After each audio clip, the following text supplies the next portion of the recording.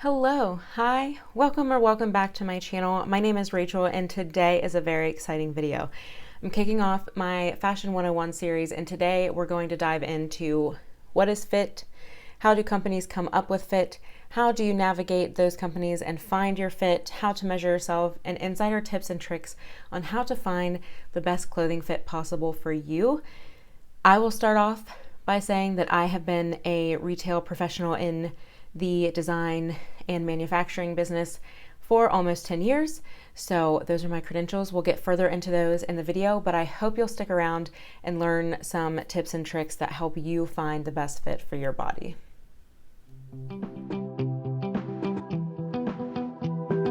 I am so excited to be sitting down and filming this video. I have phoned in a friend. Over here, this is Deborah, my fit form that is adjustable to my size. She has had an accident and is a little bit broken, but for the purpose of today's video, she will work just fine.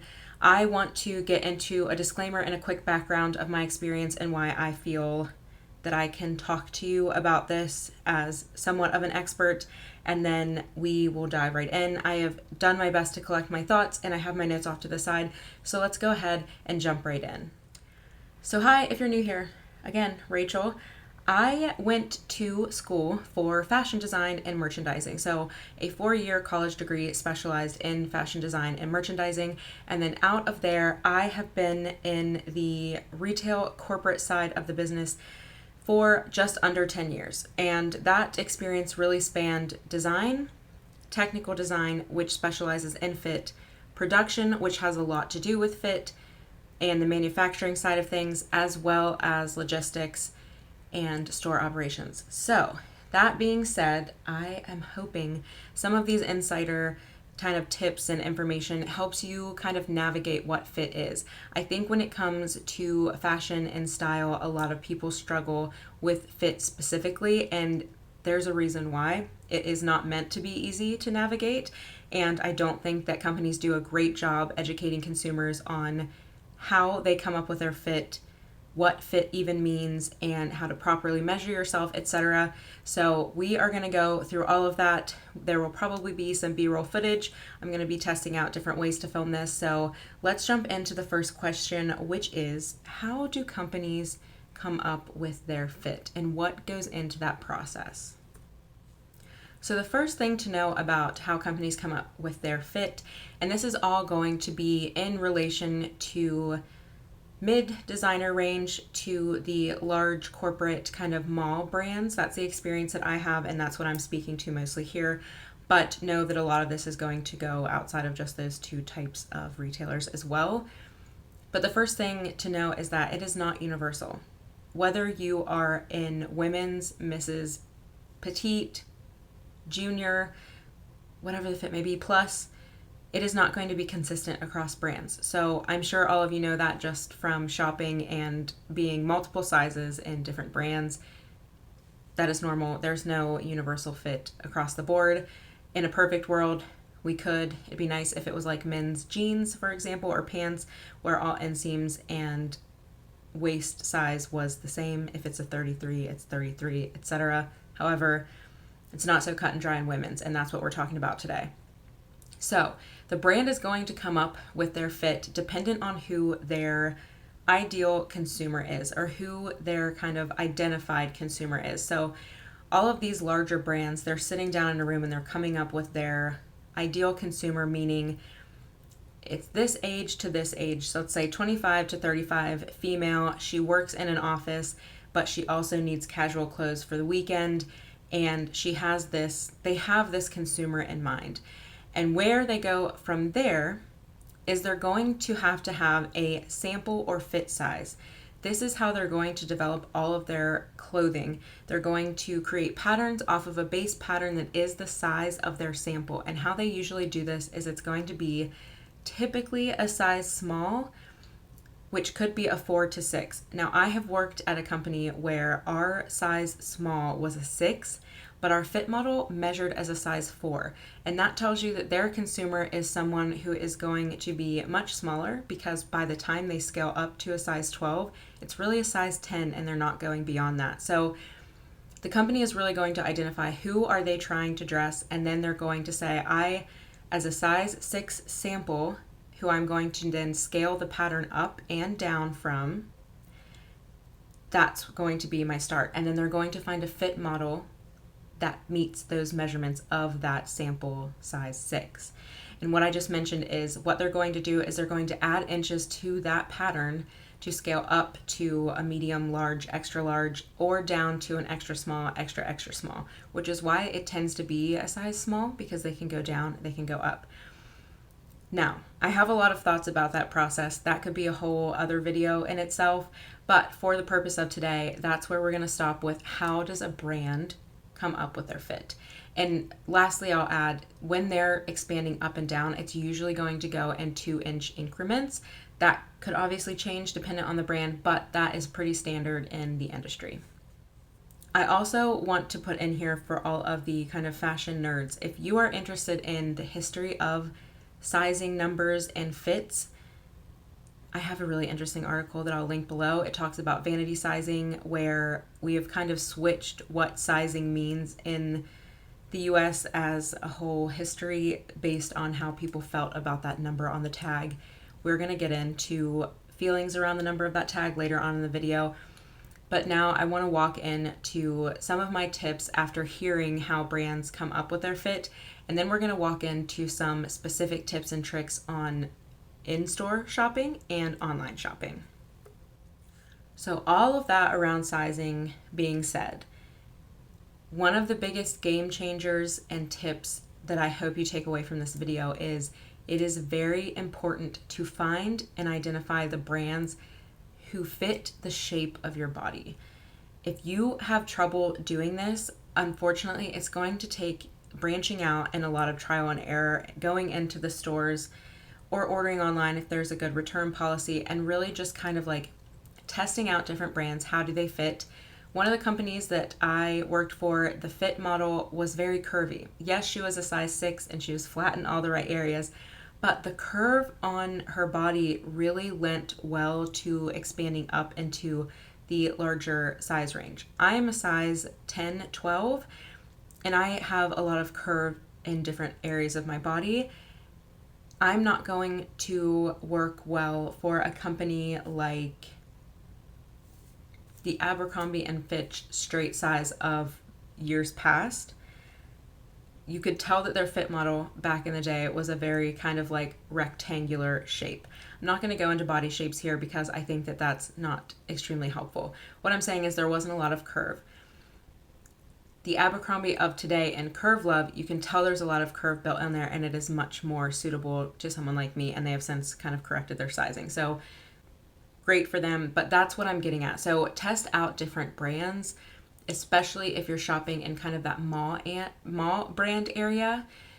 And yeah, if you want any kind of tips or you need a direction to go into for what brands you think you might want to look into more, or if you want kind of like, if you're like me and you need more curve in your fit, let me know about that too. I will say you can tell that there is a very universal fit with Old Navy and Banana Republic. To me, I think they look really nice on a more rectangular shape, but they also really lend well to curvy. That's why I shop a lot at Banana Republic. The fit is just great, but I'm happy to do a video on that if you're interested. But let's go ahead and jump into in-store shopping and the tips to help you find the good fit in the store. The first one is a great piggyback off of what we just spoke about. If you try on your typical size and it does not fit, do not fret, do not be upset if it's not fitting right. Again, every company is different. You could have 4 to 5 sizes in your closet at any given time. I'm right there with you. We're all in this together. But also, I want to talk about the tolerances in production of clothing and how that can impact your fit. All right, so I'm going to pop up on the screen what is called a tech pack. A tech pack in the clothing manufacturing business is a spec sheet for that item of clothing, and it's going to contain the measurements that that item of clothing should hit when it is being sewn together. So for every seam that you have on clothing, I'll insert a picture here, there's going to be a tolerance for how close to perfect that company is willing to go with the factory. Now, you will see in kind of mass manufacturing, you're going to have a larger tolerance than something that is very specialized high-end designer, because they're pumping out so much product. You can't expect the factory workers who are doing 10,000 garments in a run plus to hit that measurement exact every single time. And there is somewhat standards within each company. So for the waist in jeans specifically, I've worked at a company where it was standard to do a 3-inch tolerance flat measurement across the waist. Now, if you think about that, if someone is at the edge of tolerance, that's going to be a 3/4 inch difference between two pairs of pants. And I'm going to show you an example of that now. All right, so this is actually a perfect example of this. I have here 2 of the authentic chino pleated crop in size 12. Now, another thing that can impact this beyond just the sewing of the garment is the fabric of the garment and if there's any finishes. If it has been acid washed, if it has been enzyme washed, etc., etc. But what is happening is if I stretch these 2 waistbands out, I'm holding them exact on this side, and I stretch them out, you're going to see that there, and I measured this, there is a 3/8 inch difference between these 2 waistbands on the half. So when they're measuring tolerances, they're smoothing the waistband out like this and measuring from one end to the other. A 3/8 inch tolerance, which is acceptable to the company, when you open that waistband up, that is a 3/4 inch difference on your waist. And if you have ever been through kind of a weight loss or fitness journey, you know that 3/4 of an inch is quite a bit. So if you try on one pair of 12s and they seem just a little bit too snug, go back and look and see if you can find one that's a little bit bigger. Because what I'm talking about is within tolerance, there are going to be items in production that come in outside of tolerance that have not been checked. We're not measuring every single pair of pants in these larger companies that have bigger buys. It's just not happening. So that is a tip. If you don't find it, it seems a tiny bit snug or a tiny bit too big, go back to the rack, kind of compare really quickly and try another one on. You might find the perfect fit. It's going to be the same with any other point of measurement on the garment. The waist, the hip, the inseam, the rise of the pant, all of that's going to be impacted by how it was sewn together, if it's in tolerance, if it's just outside of tolerance. So yeah, I implore you to kind of check that out and keep that in the back of your mind too. Like, there's so many things that go into what makes a piece of clothing fit somebody, and the production of it is a huge part of that. So as that kind of wraps up the main point that I wanted to bring up for in-store shopping, that can be said for online too. And as we kind of move into tips for online, it's going to be online and in-store. The first one is going to be do your research. Do your research on these brands, go to their websites, open up a size chart, I'll pop one up on the screen, and get familiar with your own measurements in accordance to what the measurements on their site is. That's also going to help you navigate which brands are going to fit you better. There are a few major points of measurement that we all should get comfortable and familiar with on our own body. And I just want to say, these numbers mean nothing. Do not be upset about the circumference of your waist, about the number on the tag or the letter on the tag in your clothes. These are all made up things. Everybody is made so different, and that's why we're not doing body types. I don't fall into a specific body type. There are guidelines, but we're all beautiful. I just want to put that out there. But if I can figure out how to film this, it's going to be a little trial and error today. We're going to go through how to measure the most important points of your body, which is the bust, the waist, the hip, and the inseam. This is going to be a learning process, but I want to show you how to measure appropriately. Yes, I have a lav mic. It's the only way you're going to hear me. I'm soft-spoken. So the first thing, if you don't have a measuring tape, please get you a measuring tape.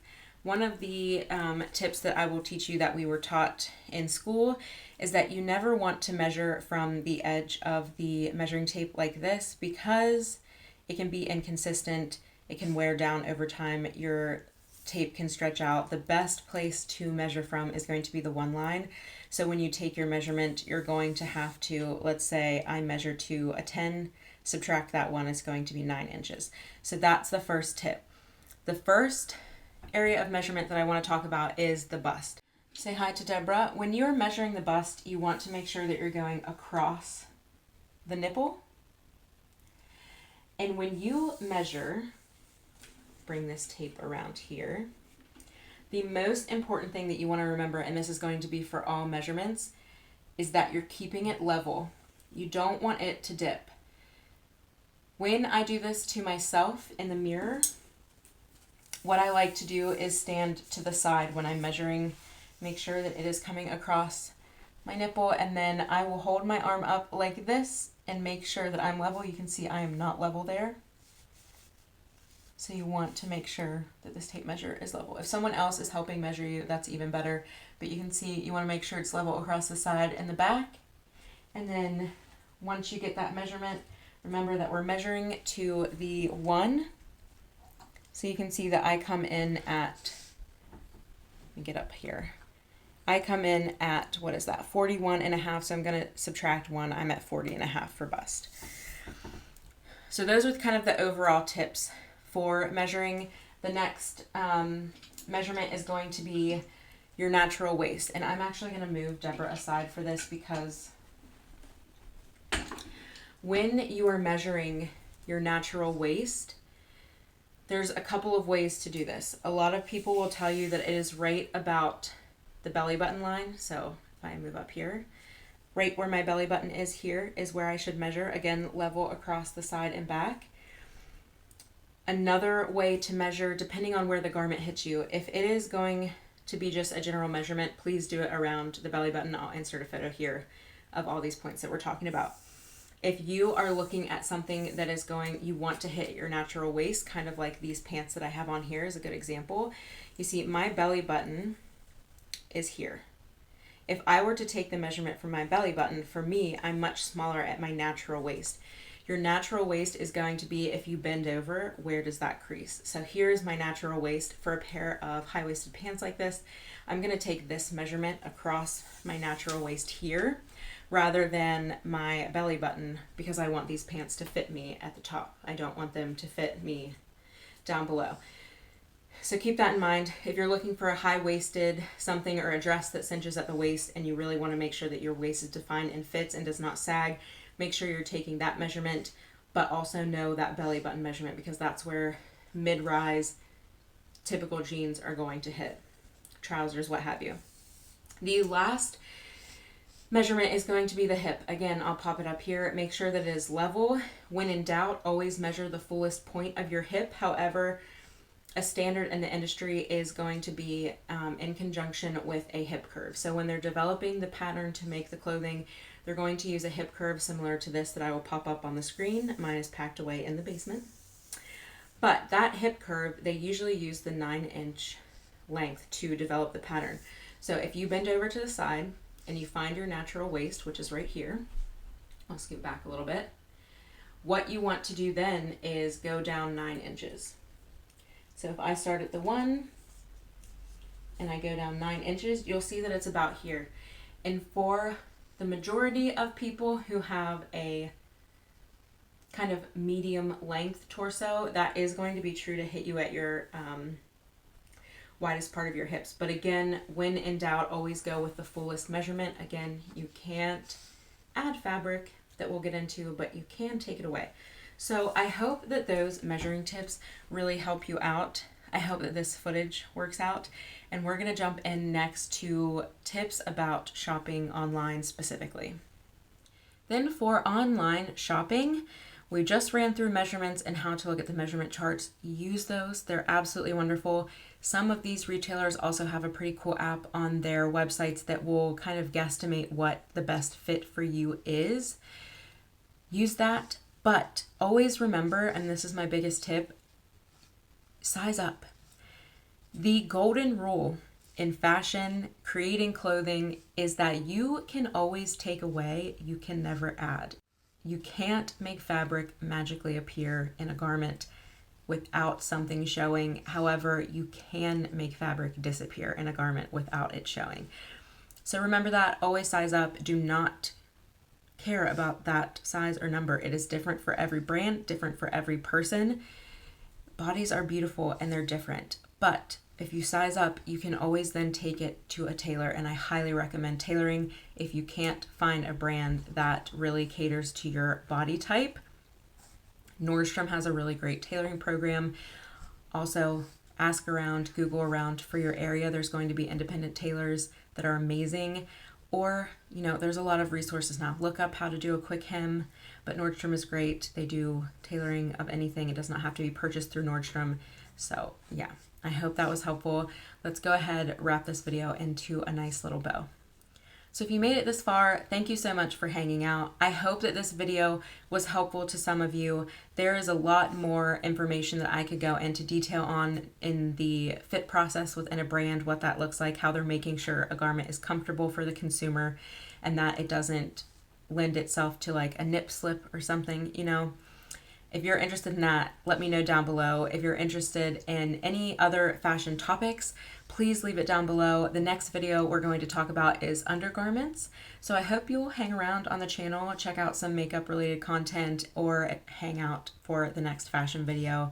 It was so nice to see you, and I hope to see you again. Have a great day, and I will talk to you next time. Bye.